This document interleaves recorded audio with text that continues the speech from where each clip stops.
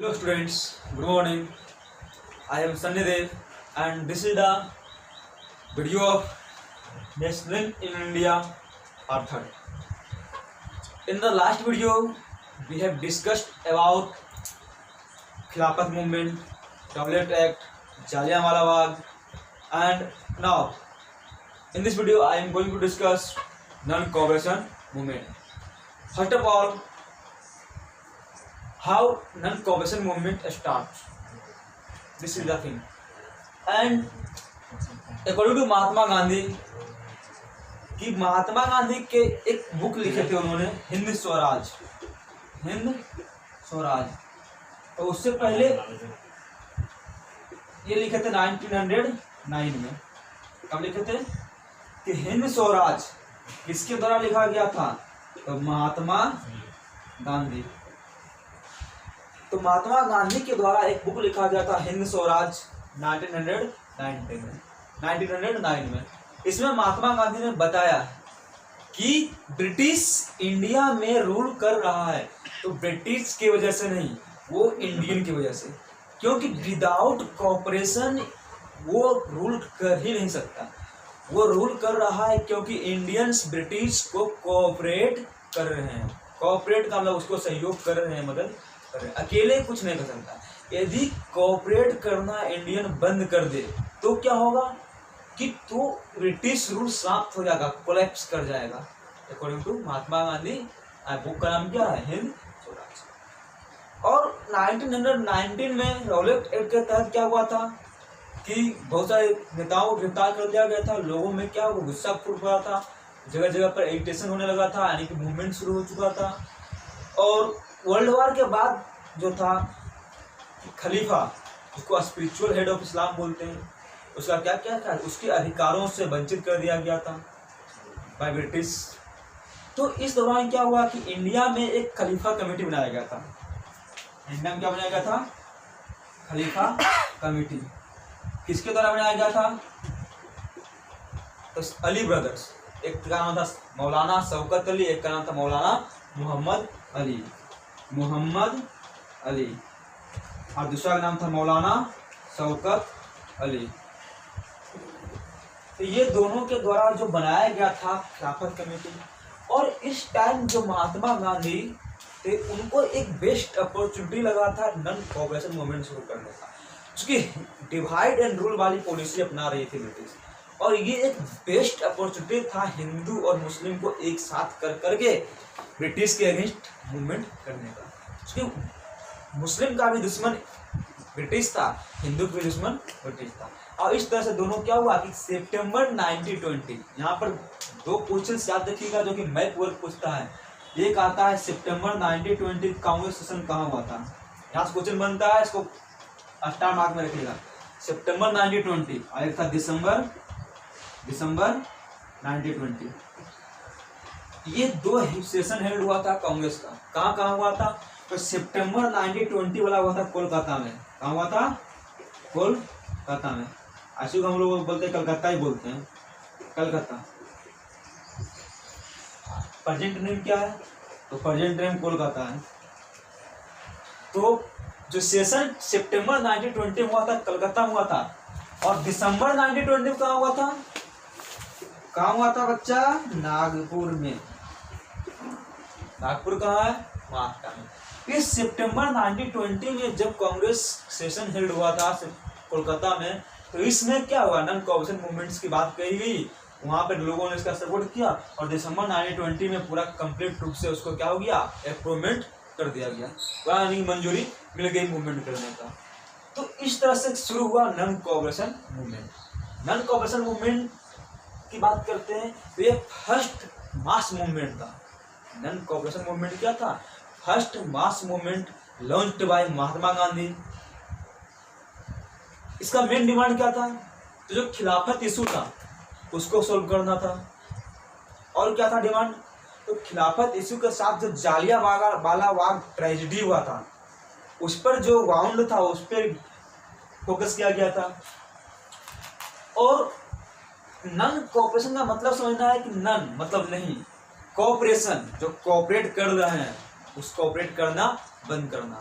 तो इस तरह से ओवरऑल क्या हुआ कि जब पारित हो गया 1920 में, तो फिर 1921 में मूवमेंट स्टार्ट हो गया। लेकिन मूवमेंट स्टार्ट होने से पहले प्रपोजल क्या क्या था, इसके बाद देखते हैं कि उसका मेन प्रपोजल क्या था मूवमेंट का, क्यों मूवमेंट स्टार्ट किया गया था, कोऑपरेट कैसे कर रहा था और कैसे कोऑपरेट करने से मना किया गया।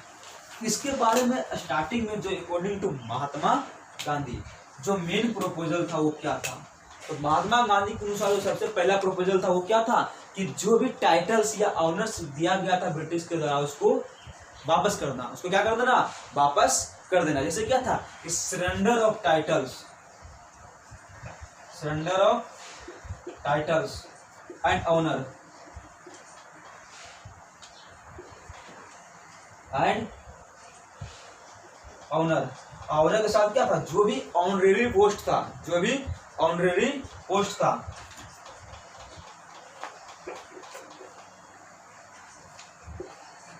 ऑनरेरी पोस्ट का उसको वापस कर देना। जैसे बहुत सारे लोगों को जैसे कहा कि अलग अलग, जैसे रविंद्रनाथ टैगोर को या फिर महात्मा गांधी को, बहुत सारे लोगों को क्या हुआ था कि उसको जैसे कि क्या है सर की उपाधि दी गई थी, किसी को महात्मा की उपाधि दी गई थी, जैसे तो कुछ इंडियंस के द्वारा दिया गया था।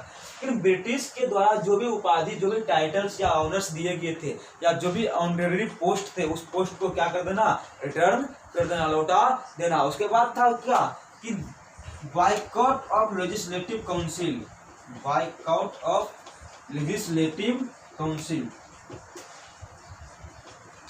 ये लेजिस्लेटिव काउंसिल क्या था, तो उस टाइम जो इलेक्शन सेंड हो रहा था उसको लेजिस्लेटिव काउंसिल बोलते थे। ब्रिटिश गवर्नमेंट का इंडिया जो काउंसिल था लेजिस्लेटिव काउंसिल, उसकी बात कर रहे हैं। तो सभी क्या बहिष्कार क्या गया, लेकिन मद्रास में नन ब्राह्मण था, मद्रास में नन ब्राह्मण था, वो इन्होंने बहिष्कार जो वोटिंग था उसको बहिष्कार बॉयकॉट नहीं किया, लेकिन फिर बाद में उसको भी छोड़ना पड़ा।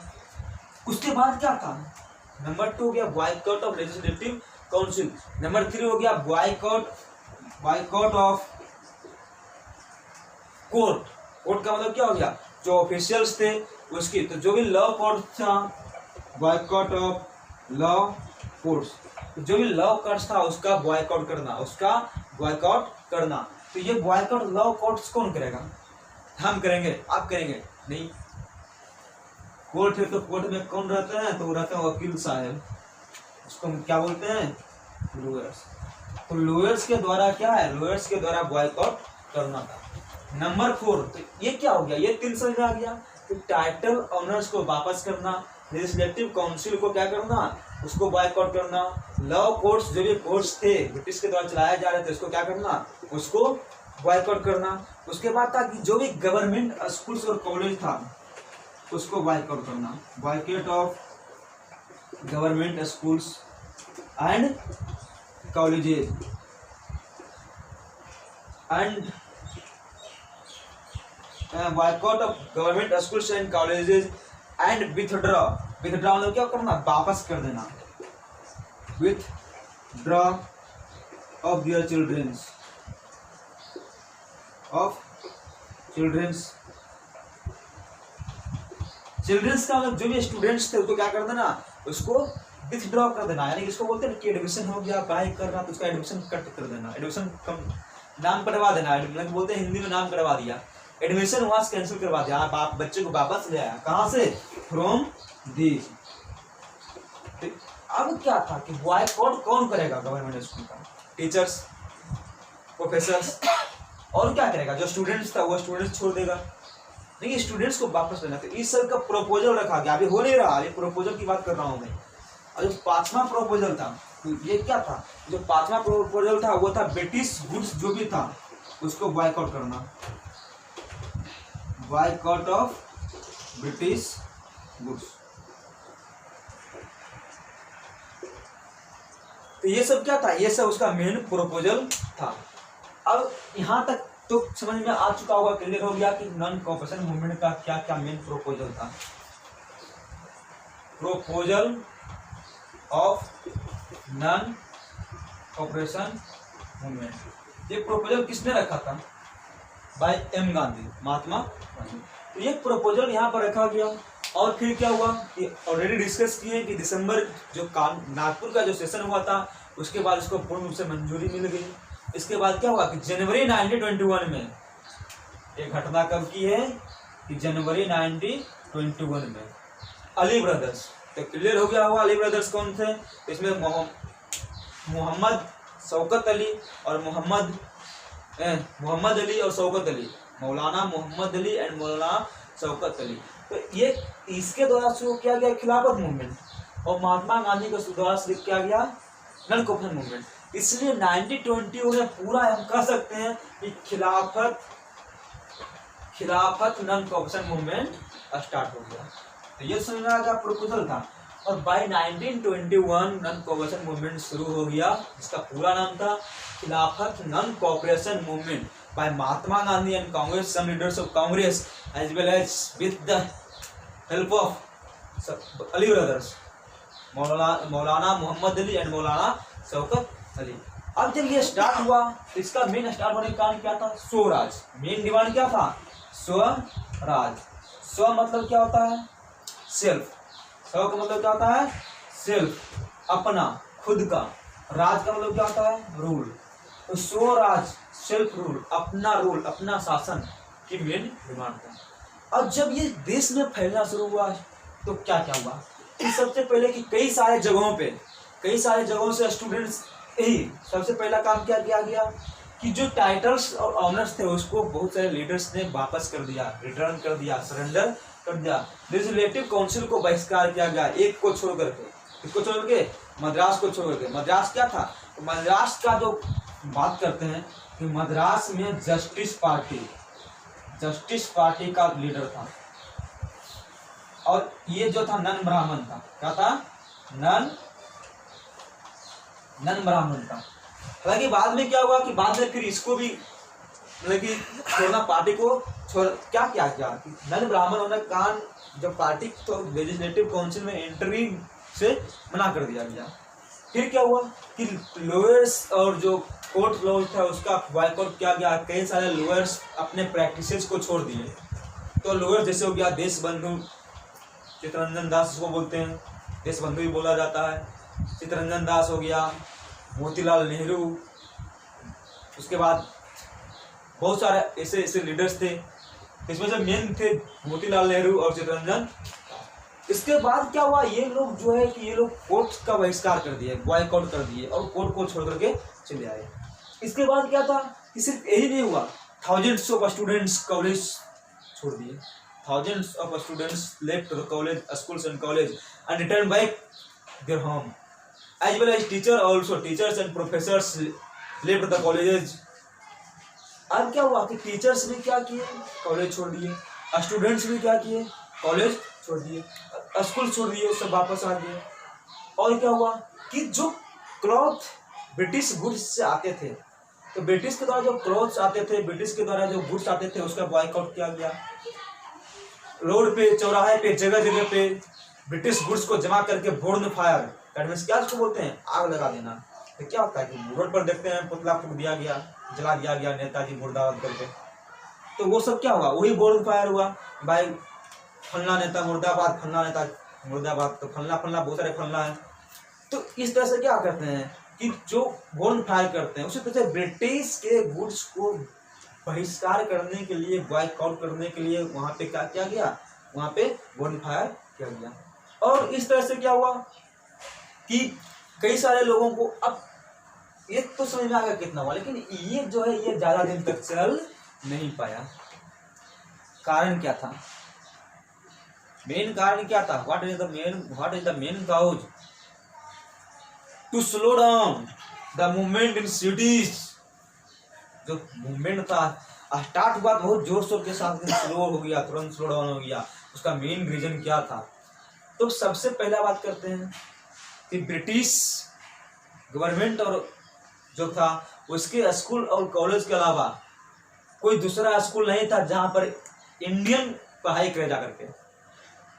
इंडियन, अब टीचर्स थे, प्रोफेसर्स थे, लॉयर्स थे, ये सभी थे। क्योंकि ब्रिटिश कोर्ट के अलावा इंडियन नेता जो कॉलेजेस थे, गवर्नमेंट कॉलेज के अलावा इंडिया के पास कोई दूसरा ऑप्शन ही नहीं बच गया था। क्वेश्चन सुनिएगा ध्यान से कि स्लो डाउन होने का मेन कारण क्या था? तो मेन कारण था पहला क्या कि स्वदेशी अपनाने की बात कही गई। तो स्वदेशी अपनाने की बात कही गई, made in India. India made होगा तो क्या होगा, कब नहीं करेगा ऐसे। अब बात करते हैं कि जो khadi, India made in India क्या था उस टाइम के जमाने का, खादी। अब ये खादी जनरली हैंड वुमेन होता था और ये क्या होता था, कॉस्टली। तो कॉस्टली होने के कारण जो क्या है कि जो मिडिल फैमिली है या फिर जो लोअर कैटेगरी के लोग थे, लोअर फैमिली के लोग थे, क्योंकि जो गरीब तबके के लोग थे वो इतने महंगे होते थे खादी, ये अफोर्ड नहीं कर पाते थे, ये खरीदने के लिए अफोर्ड नहीं कर पाते थे। इस कारण से मजबूरी में फिर से क्या करना पड़ा। अब कहते हैं कि बॉयकॉट करो चाइना का। यदि चाइना के बॉयकॉट करो तो क्या खाओगे, क्या जेब में फूटे कौड़ी नहीं या बॉयकॉट करने चले हो। चाइना का बॉयकॉट कैसे कर सकते हैं, क्योंकि उतने कॉस्टली जो है, उतने लगे चीप कॉस्ट में इंडियन प्रोडक्ट्स बनाएंगे तब तो पॉसिबल है। गरीब जो जिनके पास पैसे हैं, जो अपर फैमिली के, वो तो बॉयकॉट कर सकते हैं, लेकिन जो लोअर फैमिली के लोग हैं जिसके पास पैसे कम है, तो क्या करता है, कम पैसे में चाइनीज प्रोडक्ट्स खरीदते हैं और अपनी खुशियां को क्या करते हैं, पूरा करते हैं। लेकिन सेम कंडीशन यहाँ पे था कि खादी की बात करते हैं तो जो पुअर फैमिली था वो एफर्ट नहीं कर पा रहा था। इसके कारण क्या हुआ कि फिर से उसको ब्रिटिश गुड्स खरीदने पर मजबूर हो गया। मजबूरी स्टूडेंट्स के भी साथ था, प्रोफेसर्स के भी साथ था, टीचर्स के भी साथ था और लोअर्स के भी साथ था, क्योंकि इसको और कोई दूसरा ऑप्शन नहीं बचा। कितने दिन तक घर में बैठ कर रह सकते हैं लोग, 1 महीने 2 महीने 4 महीने, ऐसा नहीं है घर में बैठे रहने से खाना मिल जाएगा। तो ऐसे कंडीशन में प्रोफेसर टीचर्स को, स्टूडेंट्स को कॉलेज फिर से ज्वाइन करना मजबूरी बन गया। स्टूडेंट्स के साथ साथ लोअर्स को भी कोर्ट में प्रैक्टिस के लिए फिर से जाना मजबूरी बन गया। तो वो लोग वापस अपने कामों पर लौटना शुरू कर दिए।